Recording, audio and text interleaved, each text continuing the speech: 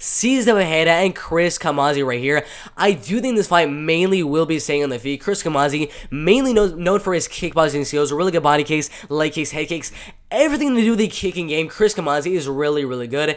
Same wrist right there, a little bit of a height advantage. Both guys have a lot of power in their hands and feet, of course. Cezar with 14 wins and 8 losses. Looked amazing in his last fight. A first-round knockout win on Nick Rohrig. 37 seconds in. He looked really, really good in that fight. A lot of submission wins as well. 6 submissions, 5 knockouts, and 5 decision wins. 6 decision wins right there. I think he will have a grappling and a wrestling advantage. That could be a way for him to win the fight in the wrestling and grappling game. Ground pounding and looking for that submission. But I think he might actually keep the fight on the feet and do exactly what he did in his last fight with Nick Rohrig and just pressure the heck out of Chris Camozzi, because at range, that's exactly where Chris Camozzi likes the fight to be. At range, landing those kicks, landing the 1-2, everything like that. That's where Chris Camozzi wants the fight to be. But if Cezar can close that distance, kind of threaten with a takedown, but not necessarily like go full blown going for the takedown, just using the takedowns to land some shots in the distance and land some shots in the clinch as well. Go down for the double leg and just go for an uppercut. I think that's going to land a lot in the fight. Cezar pressure Chris to the cage and get the fight to the clinch, land combinations.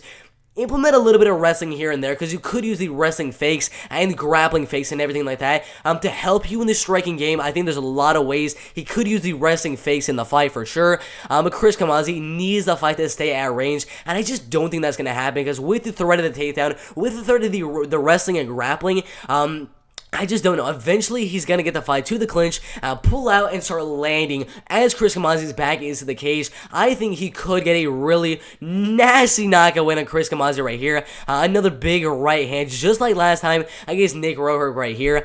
Very likely we see a finish, and I do think most likely we do see a finish. My prediction right here is going to be a knockout win for either Cezar or Chris Camozzi. If Chris Camozzi will win the fight, it probably would be at range with a body kick or head kick or something crazy like that.